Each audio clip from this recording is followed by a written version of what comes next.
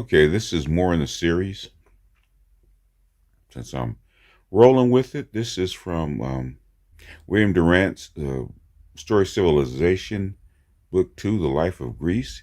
And he's talking about where Greek culture comes from, or part of Greek culture comes from, which is the Isle of Crete, which is the Minoan society, which is the Minoan civilization, which is one of the more famous civilizations in the Mediterranean. This is pre. This is pre Roman, and I wanted to observe that the Crete civilization was a matriarchy.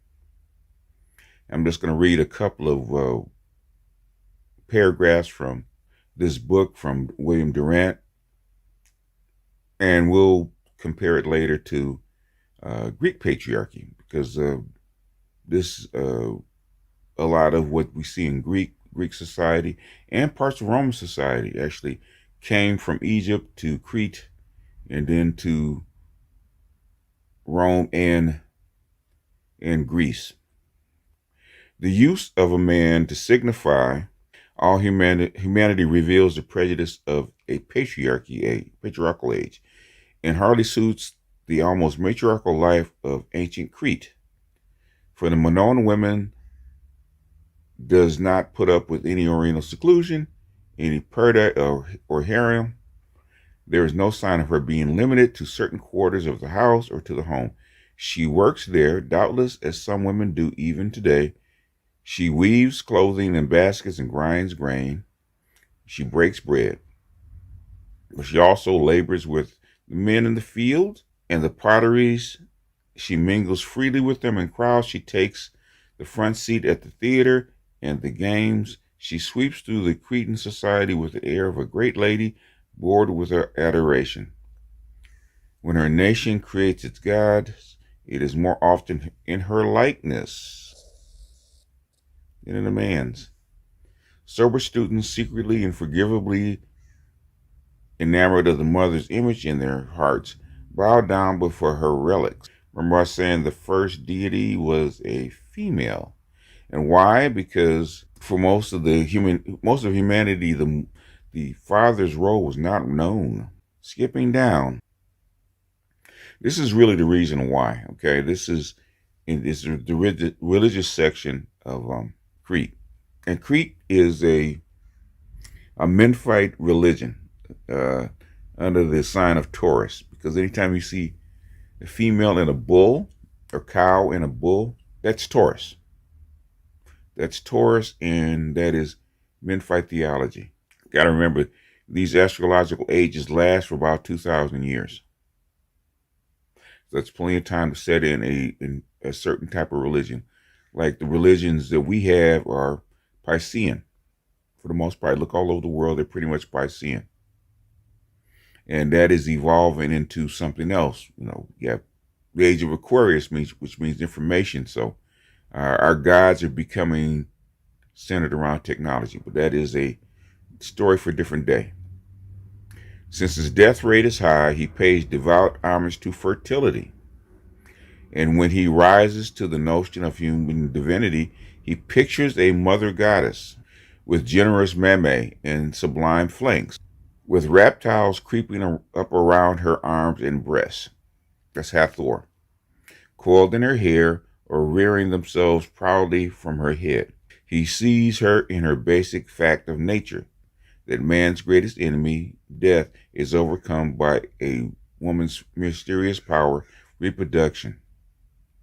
And he identifies this power with deity, because it was a mystery about reproduction, and women just mysteriously got pregnant and had babies. Like I said, they in the beginning of human nature, human beings, society, the role of the father was not known. They didn't know that sperm fertilized egg, and that's where babies come from. They didn't learn that till almost 100,000 years after humans came out of the savannah. The mother goddess represents for him the source of all life in plants and animals, as well as in men. If he surrounds her image with the fauna and flora, it's because these exist through her creative fertility. and therefore serve as her symbols and her emanations. Occasionally she appears holding her arms in her arms the divine child, or Chanos, whom she sees as born in a mountain cave. Okay? For all you Christians, that's the manger. That's Hathor and the child, you call it Haru, or there's, I think, I forget what the name of the child is. And that is your child born in a manger, in a cave, because sometimes they say Jesus was born in a cave, right? In a manger, in a cave, in someplace secret, right? This is where it comes from. This is very common. So we keep seeing it. As they say, we see this to Isis and Haru. There's a lot of Aphrodite and Adonis. In fact, he's saying all the prehistoric religious symbols are centered around what? Mother and child. So the original symbols of deity are mother and child. The mysteriousness of birth. That's how come the original formations of the clan or the tribe were female. The female were said to hold magical powers because they could reproduce.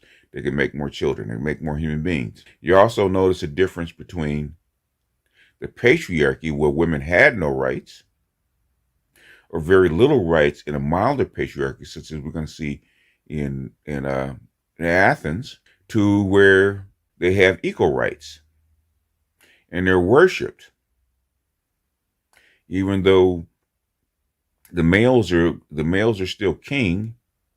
He is sired through the female line, and black females are worshipped in a matriarchy. Black woman is God. She's my queen. Those are the kind of terms you hear out of a matriarchy. And when they actually run shit, it becomes a gynocracy. Gynocracies are rare. Matriarchies are where it used to be quite common. And that's how come even the feminists define a matriarchy as an egalitarian society, which is what you had in Crete. And we start worshiping the mother god, which you're starting to see in society, especially on what? On TV shows and superhero shows where the woman is superior. Worshipping a woman means that is a sign that you're in a matriarchy. What do we see nowadays in our movies, our action pictures, our comics, where the woman is superior? Look at the Disney princess. Oh, by the way, did I tell you that Disney is actually owned by Jewish people? And Jewish people are identified as a matriarchal society? Wonder how that works. Anyhow, didn't want to make this long. Just wanted to quickly show you a couple of these. That's all that I have marked up. Yeah, the next one I'm going to show you is probably going to come from the same book, where we're going to talk about the Athens society as far as a patriarchy, but a softer patriarchy, even though the rules still apply. But that's all I got for right now, folks. Until next time.